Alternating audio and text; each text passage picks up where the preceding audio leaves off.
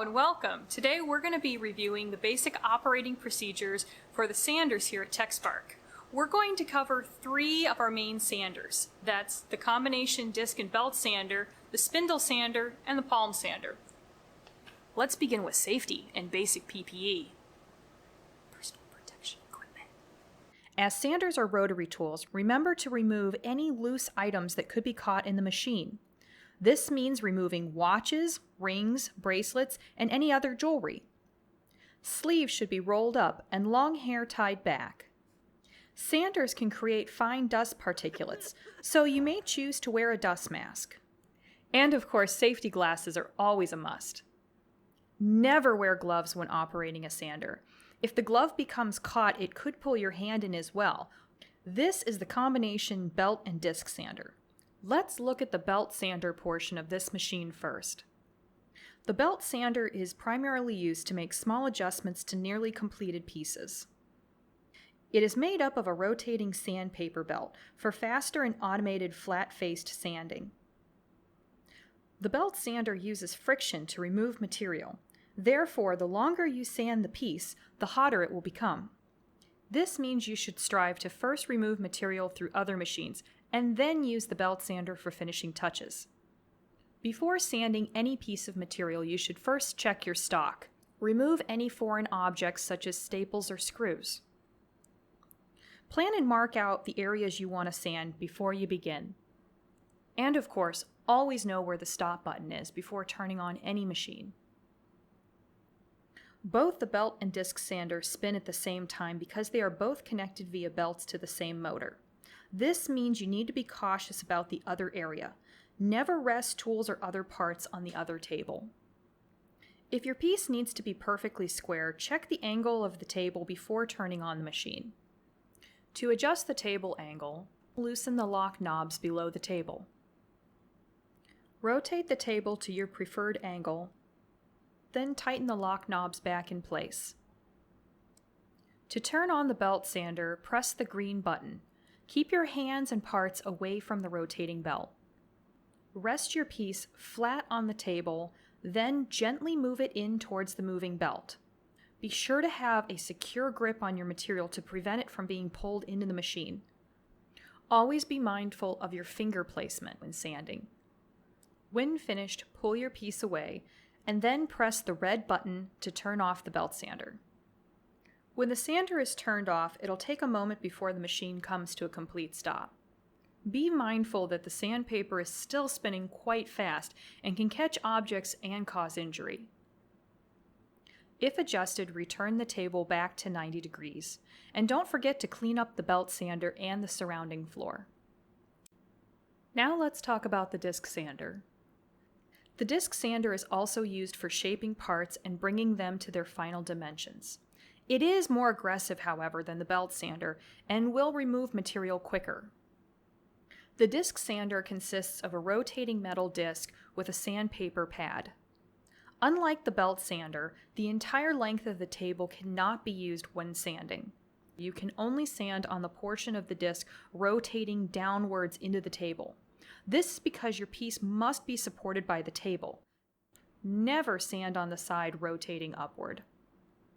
Even though the combination disc belt sander is two machines in one, only one person can use it at a time.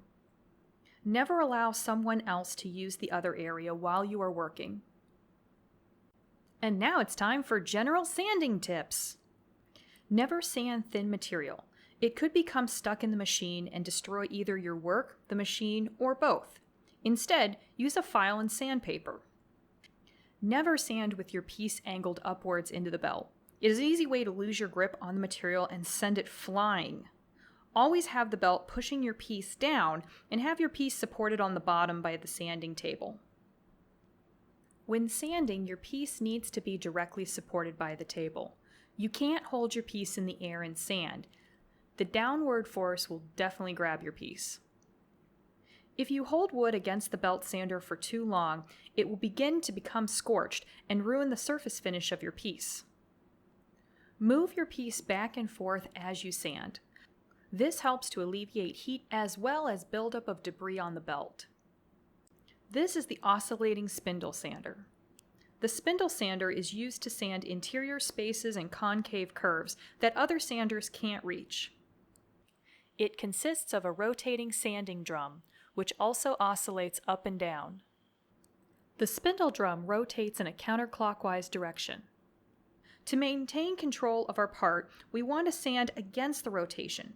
Sanding with the rotation will cause the part to catch and kick.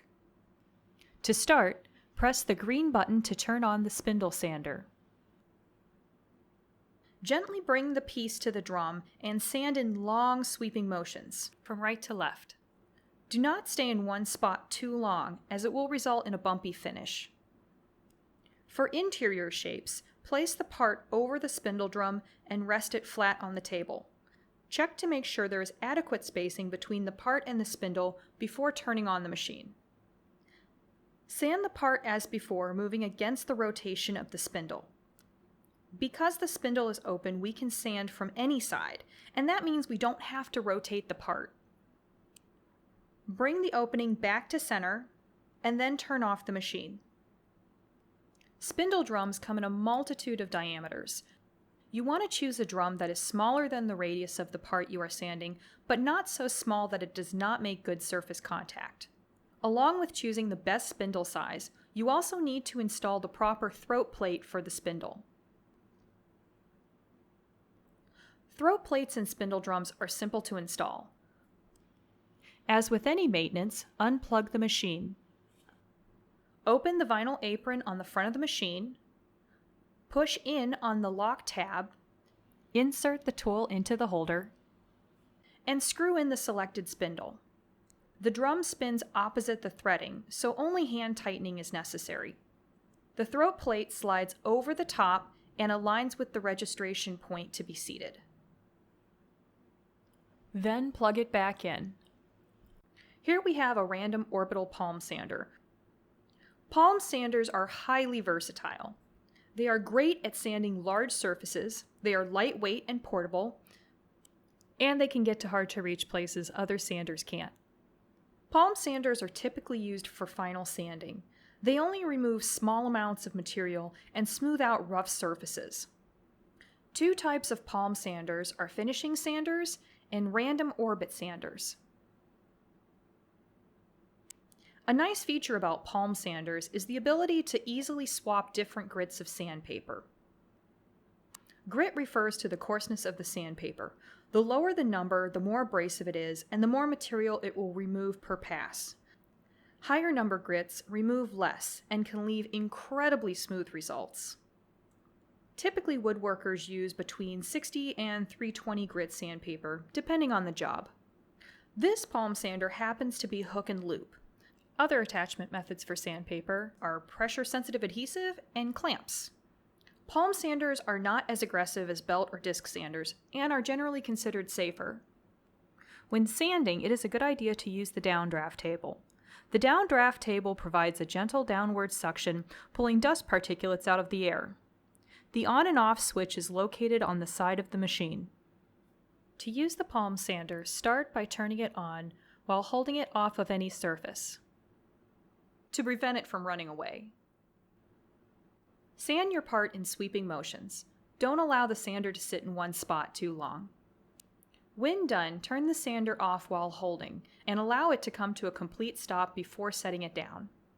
Of course, remember to clean up when done. When selecting which sander to use, think about your project. How much material are you removing? Are you sanding a large surface or an edge? Does it have any curves or interior spaces, or any really hard to get to areas? The answers to these will help you figure out which sander is best for the job.